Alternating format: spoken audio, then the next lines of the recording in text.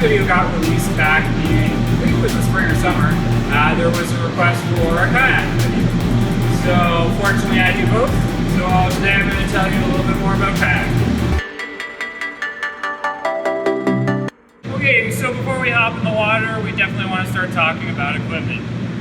So for kayaking, you're going to need a paddle, obviously your kayak, and I'm going to go into each of these in a little bit more detail, but we've also got our PFD and our kayak skirt. So to start, let's talk about our kayak. So again, you're going to choose, like a canoe paddle, you're going to choose your kayak paddle to fit your activity. So you'll notice from my size of kayak here that I engage in a specific kind of kayaking, specifically whitewater. So this particular paddle is designed for whitewater kayaking. So what makes it really good for whitewater kayaking is the material it's made out of. It's very durable, very light, it's made of carbon fiber. The paddle itself is quite short, and it's got very short, big, powerful blades on it. The reason it's considered powerful is the blade is quite broad, and if you can make it out, there's a little bit of a scoop to it. So the other interesting features about my paddle, if you can make it out, you can quite see that my paddle blades are not directly parallel. This one's actually offset by about 30 degrees, I'd say. So that's called a feather in your paddle, and that just facilitates a different style of paddling, my own personal style. But you can get feathers on your paddle anywhere from like 0 to as much as 45 degrees, 90 degrees in some cases. And you'll also sometimes see ergonomic paddles where the shaft or bent shaft paddle will kind of bend like this. And this is just to facilitate paddling for those that do long distances. And then additionally to that, you'll see breakdown paddles, which will split into multiple sections, which is just for ease of transportation. So when you're picking out a paddle, you want to pick one that suits your activity. So a longer paddle blade is going to be good for longer distances. A narrow or thinner blade will be good for longer distances. If you're just going for a quick paddle around the lake, something like this will work pretty well. Again, just for more power, you want to look at a shorter blade and some short, more wider paddle blades.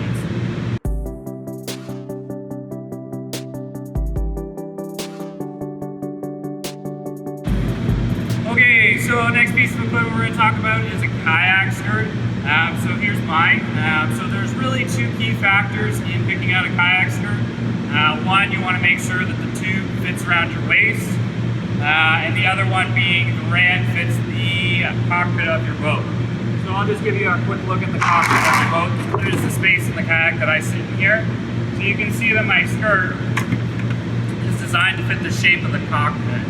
Other than that, this tube at the top is designed to fit the shape of my waist, which you'll see me wear in a few minutes anyways. So when you're picking out a kayak skirt, there is some options in materials. This one here is made of a very thick neoprene. This is because I spend a lot of time upside down in water. This isn't a reflection of my kayak ability, it's just the nature of whitewater. But you can get things that are made of thinner materials like nylon. All of those would be perfectly suitable for a paddle around a lake or out on a river somewhere. But if you plan on spending a lot of time upside down, like I do sometimes, it's worth investing in a thicker material like this one. It's a pretty solid neoprene.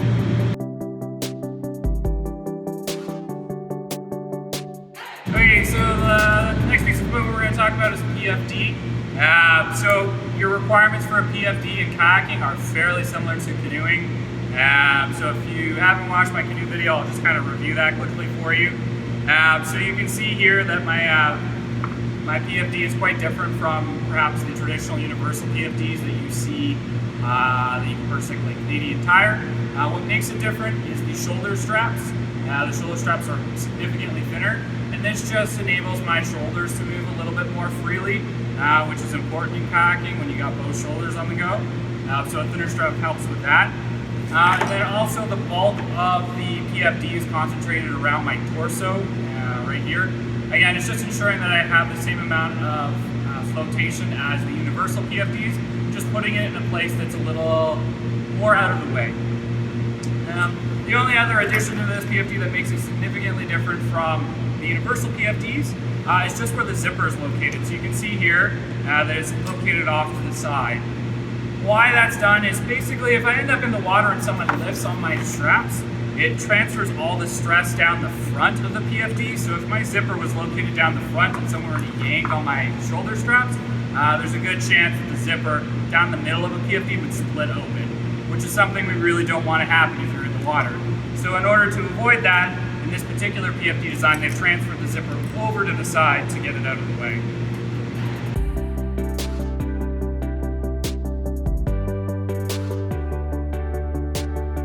Okay, and then finally, and also probably the most important piece of equipment you need for kayaking is your kayak. Now, obviously my kayak is perhaps a little different than some of the ones you've seen out there, most notably because it's very short. Now, why is it so short? Again, it just has to do with the type of kayaking I prefer, which is whitewater, but there are kayaks that are easily double, triple the length of this one.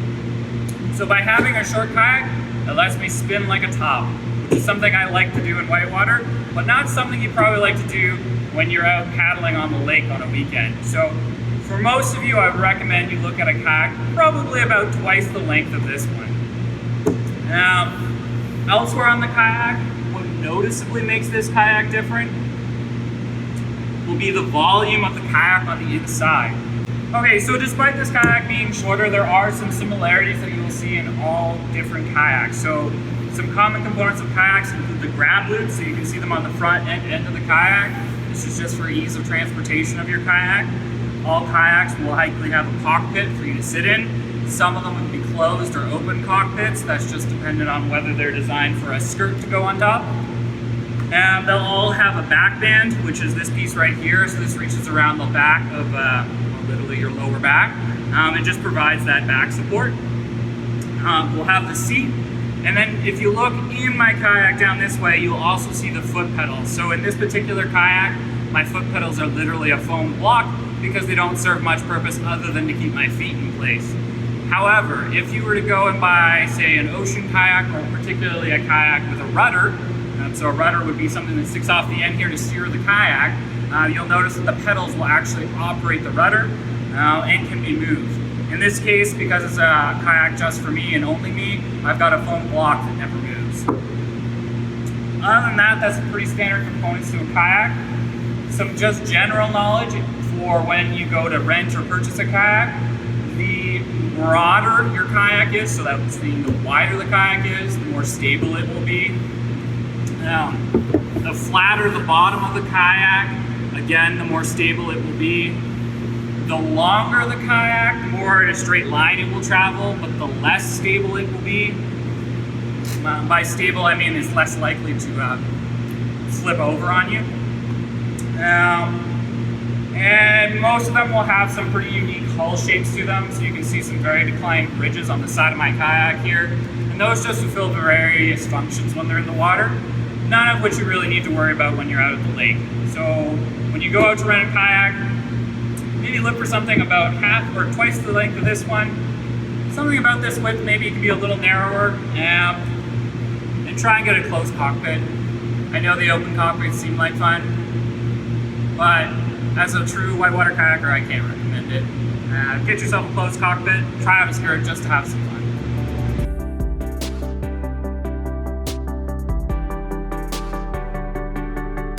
Okay guys, now that we've gone over equipment, I'm all dressed and ready to go.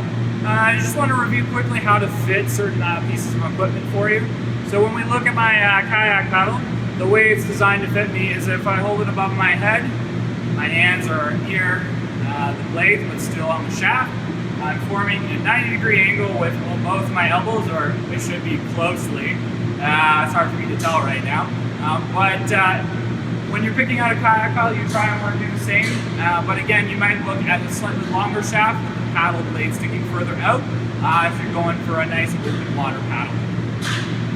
When we look at a PFD, this one I know that it fits because when I yank on the shoulders, you can see that it clearly doesn't go above my ears. And the other end, I can still breathe, which is a sign that it's not too tight. So Here's a little fun game you can play with your kids.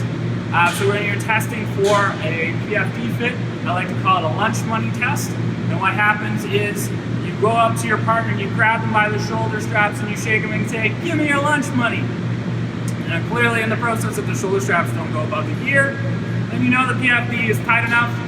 But if they can still breathe, say, "No, I'm not giving you my lunch money," then clearly it's not too tight.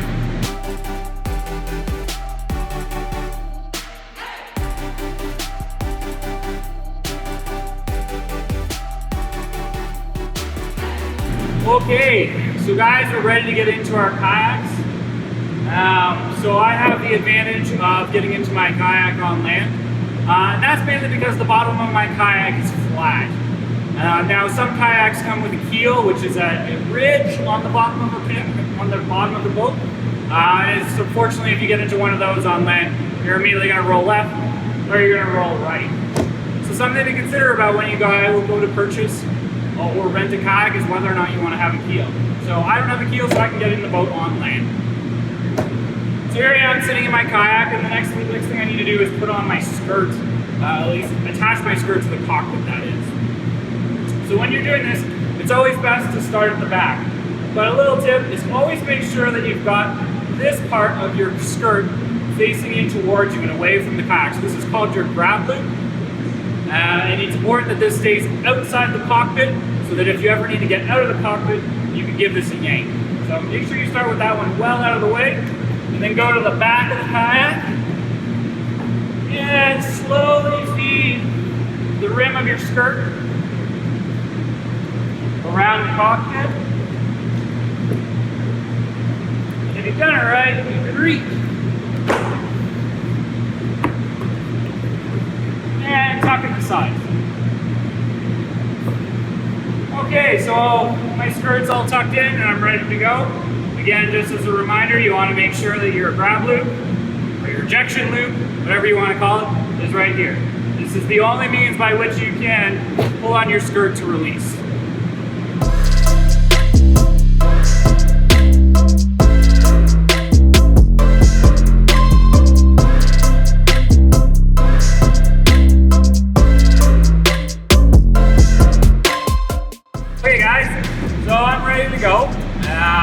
So again, I have the advantage of being able to get into my kayak while on land because I've got a flat bottom on my kayak, which also lends itself to something I call a seal launch, which means I just push my way into the water versus trying to climb into the boat while it's already in the water. So for a seal launch, I just gotta shimmy close to the water. Don't forget my paddle.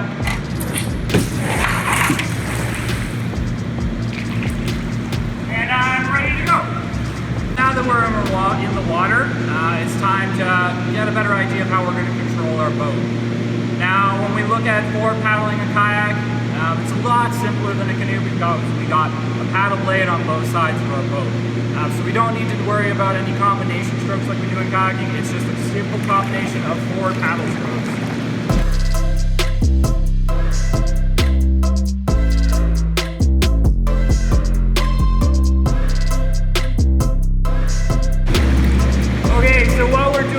Forward paddle stroke, it's really important to keep our center of balance over the middle of the boat, but we want to rotate our torso.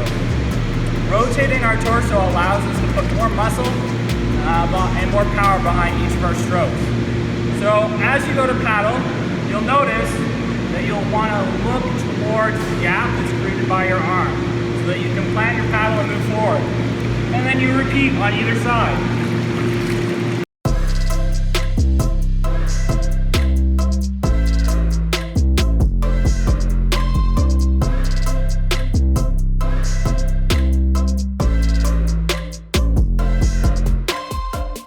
Now that we've gone over forward stroke, you might want to know how to go backwards. And as simple as it might seem, you're just doing the exact opposite of what we were doing previously. In a forward stroke, what you want to do is you want to place your paddle in front of you and pull it past your hips, moving the water back past the end of the boat. In a backstroke, what you want to do is you want to take your paddle and place it back behind your hip and push the paddle forward out past your feet, moving the water out past the front of the boat. So by virtue of my kayak being really small, realistically most of what I need to do is a forward stroke or a back stroke. As you can see, if I just keep forward stroking on one side, I spin like a top. That's not the case in all kayaks. You'll recall because my kayak is so short, it spins really easily. In a longer kayak, you might need to use a combination of strokes in order to travel in a straight line or ultimately change directions. So these paddle strokes are very similar to canoeing. We have two of them, pry and draw. Now if you recall from the canoeing video, I give them a slightly different name, so let me review. So I want you to imagine when you're doing a draw stroke that you see a chocolate bar floating off in the water beside the kayak. And you would think to yourself, that chocolate bar looks really good and I want it. So you're going to reach out and pull it into the side of the kayak. Like I'm doing right now. And as you can see, my kayak drifts sideways. Now I call a draw a chocolate stroke for that reason and that reason alone. So if you during the video hear me say chocolate stroke, I want you to think draw. So in a draw, let's be clear, you're pulling the water from away from the boat into your hip. So you start out and pull it into your hip.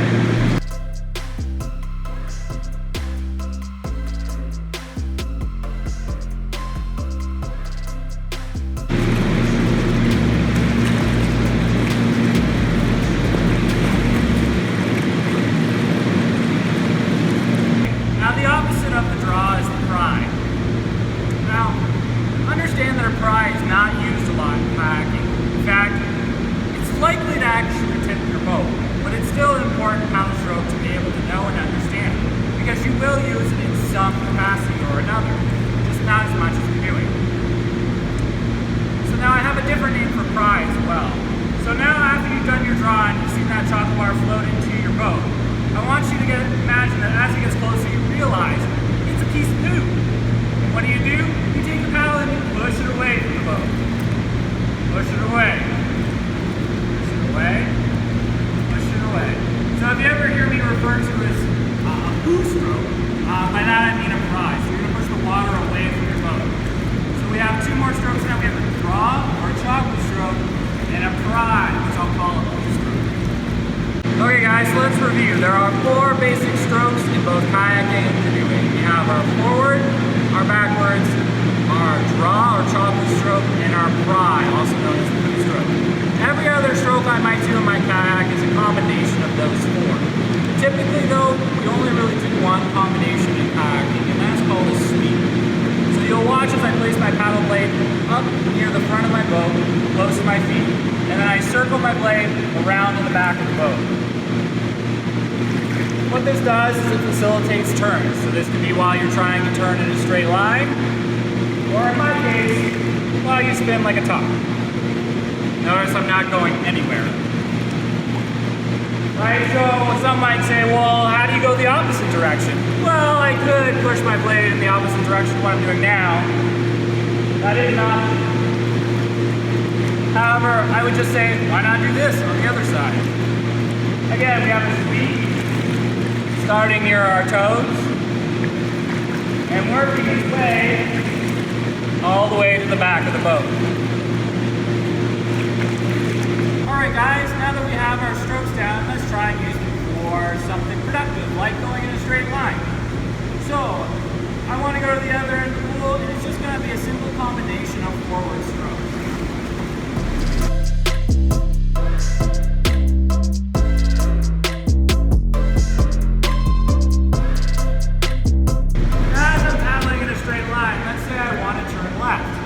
All I really need to do is put a couple extra strokes on my right hand side of my kayak. And here I've turned left.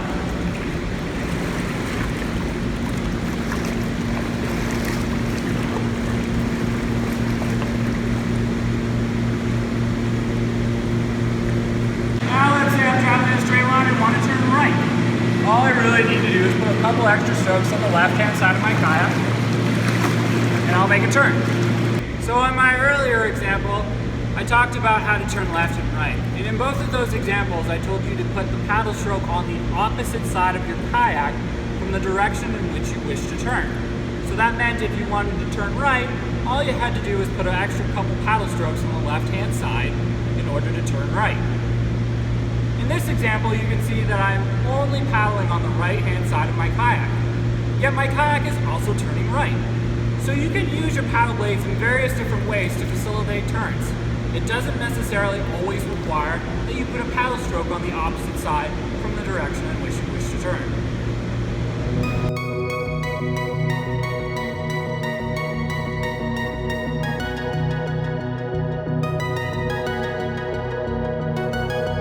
Okay guys, so the next thing we're going to talk about is everybody's favorite party trick in a kayak, how to roll it. So as you can see here, I've placed my kayak paddle off to one side. And as I go under, I try and keep my left hand side of my body attached closely to the kayak. Once underwater, I'm taking my paddle and rotating it 90 degrees so that it's perpendicular from my kayak. And then using my hips in combination with my upper body to drive my kayak around, keeping my head close to the water until my kayak is upright.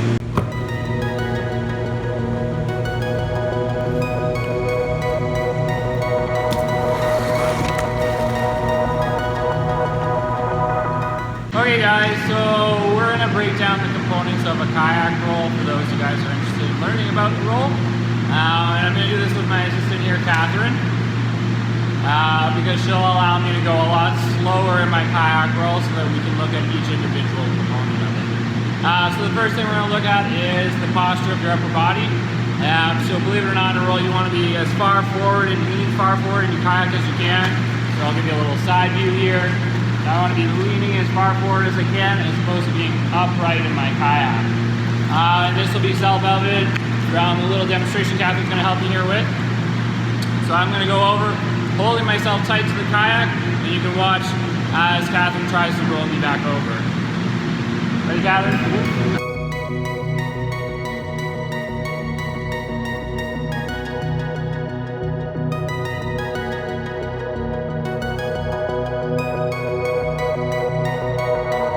Alright, so there you can see me rolling with my face tucked into the kayak. So now I'm going to try and do the same thing with Catherine's assistance, but this time I'm going to keep my back straight. And watch how much harder it is for someone to roll me over.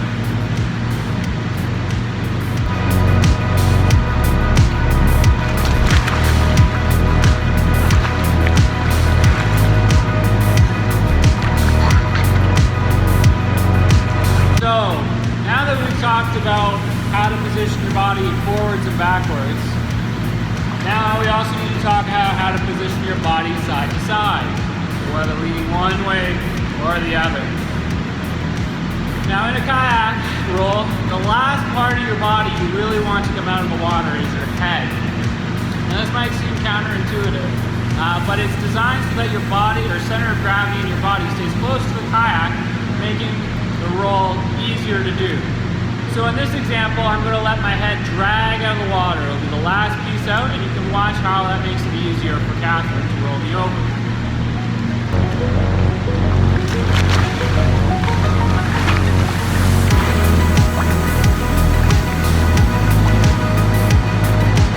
In the next example, I'm going to try and get my head out of the water as soon as I can. And notice it'll make it a lot harder for Catherine to roll over my kayak. Yep.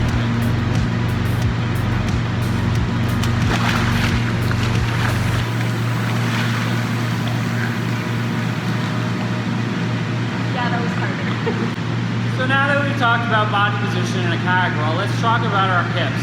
Hips are a crucial piece of any kayak roll. They drive the momentum that gets your kayak back upright.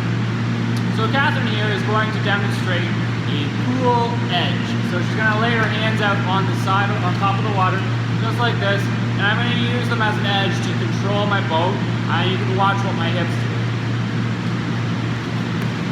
So here I am upside down, and watch how my kayak can move significantly just by me moving my hips.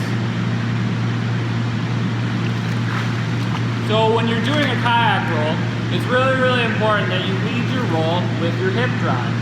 So here we go one more time. Again, hips first, head last. So you'll see, remember from the previous section where I wanted you to have your head come out of the water last. And the same holds true for the other side. Have you want to hop around to the other side here?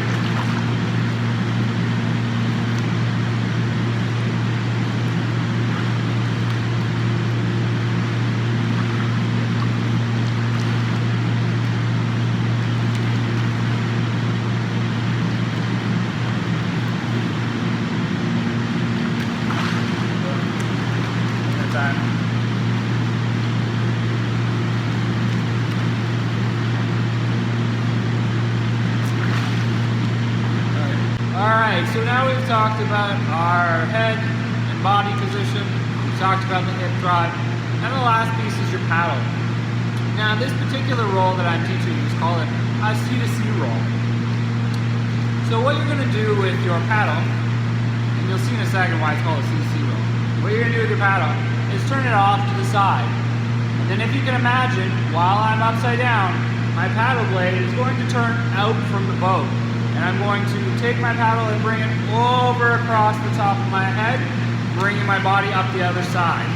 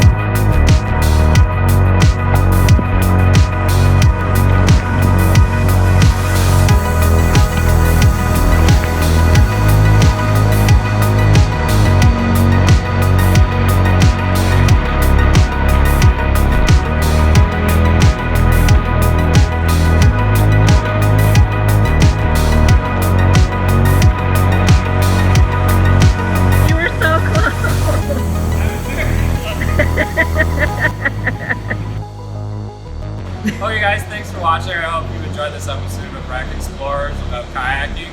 And hopefully this will get you planning and dreaming about next spring and summer and some kayaking out on the lake.